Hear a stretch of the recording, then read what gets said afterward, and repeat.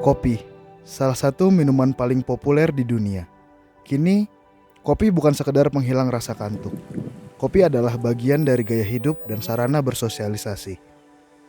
Kopi dapat dengan mudah dijumpai, mulai dari kafe modern, di warung kopi tradisional, pedagang kaki lima, hingga kita dapat menyeduh sendiri di rumah.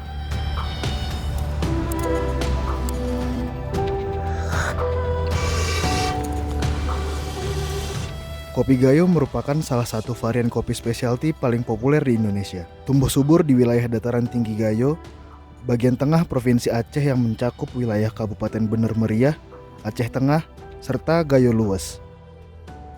Namun, di balik kopi yang kita nikmati, keberlangsungan tanaman ini terancam oleh krisis iklim.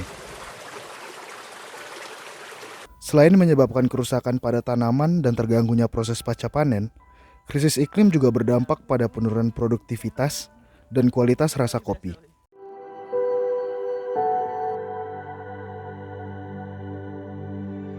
Desa Baleredelong dan Wak Pondok Sayur berada di dalam wilayah administratif Kabupaten Bener Meriah, Provinsi Aceh.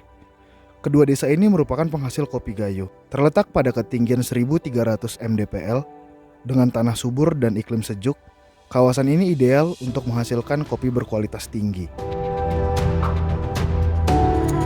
Kopi Gayo dikenal karena notes rasa dan aroma floral, winey, dan body yang halus. Bagi komunitas petani kopi di Baleredelong dan Wak Pondok Sayur, serta masyarakat Gayo, kopi bukan sekedar minuman berkafein.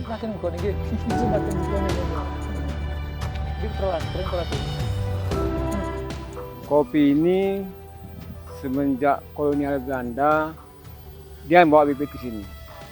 Jadi kami sebagai masyarakat Gayo, umumnya dari nenek moyang kami sudah menanam kopi, khususnya Arabica.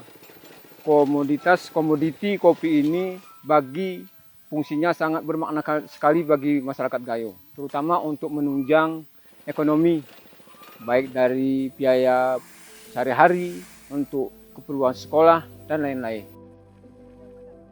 Dan kami ke depan sangat berharap bagaimana agar kopi ini betul-betul bisa menjadi penghidupan bagi masyarakat. Di kedua desa ini, dampak krisis iklim sudah mulai dirasakan oleh petani. Bulan 11 ke bulan 4 panen, kan begitu. Misalnya dari bulan 9 ke bulan 12. Tapi sekarang semenjak perubahan iklim nih, kita kurang menentu. Ada macam sekarang ada sebagian bulan 6 pun dah panen, bulan 5 dah panen. Yang menyedihkan sekali, dampak dari perubahan iklim nih bagi tanaman kopi, banyak kali kena penyakit. Contoh misalnya panennya banyak tusuk jarum, kan begitu. Termasuk ini kopinya pun ada yang keriting-keriting, itu entah pada perubahan iklim, itu kurang tahu juga, kan begitu. WRI Indonesia bersama HSBC Indonesia melihat tantangan ini sebagai sebuah peluang untuk mendukung pemberdayaan petani kopi melalui praktik peningkatan produktivitas yang selaras dengan prinsip keberlanjutan.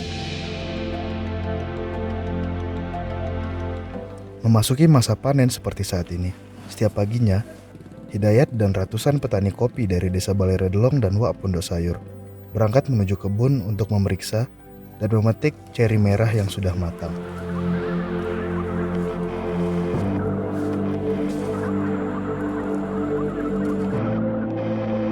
Ini kita di salah satu batang pohon kopi Arabica. Nah, biasanya kopi yang dipanen itu yang berwarna merah full seperti ini ya.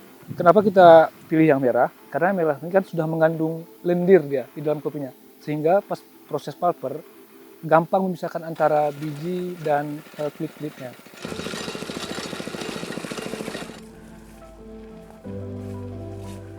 Hari ini kita berada di salah satu pohon kopi Arabica yang pertumbuhannya sangat lumayan bagus lah. Ditandakan dengan yang pertama yaitu daunnya berkilau. Kemudian menghasilkan buah yang maksimal sampai hingga ke ujung daripada cabang. Nah, biasanya petani di Bener Meriah ini melakukan pemupukan pada kopi-kopi seperti ini sekitar 4 bulan sekali.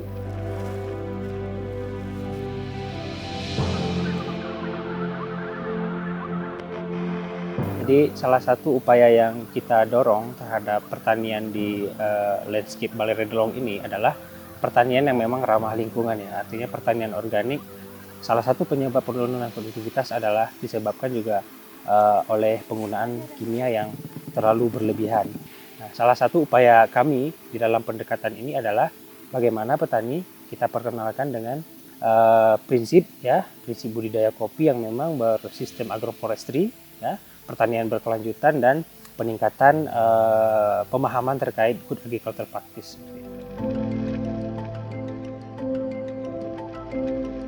Buah kopi yang sudah matang dengan warna merah kemudian dibawa untuk proses pasca panen. Ini merupakan tahap yang krusial. Proses pasca panen akan menentukan kualitas rasa dan aroma kopi yang dihasilkan. Untuk proses honey, kita melakukannya pertama yaitu pemetikan di kebun dengan memilih biji yang merah, kemudian kita giling atau kita pulper, kemudian langsung kita jemur hingga kadar air 14%. Honey lebih condong rasa fruity, manis, dan bodinya juga cukup tebal. Untuk kadar air natural, biasanya kita menjemur sampai minimal 14%. 14% minimal untuk penjemuran, kemudian kita cooler sampai menjadi green bean. Menimbulkan rasa ada fruity, asam, dan lebih banyak rasa di natural daripada di honey.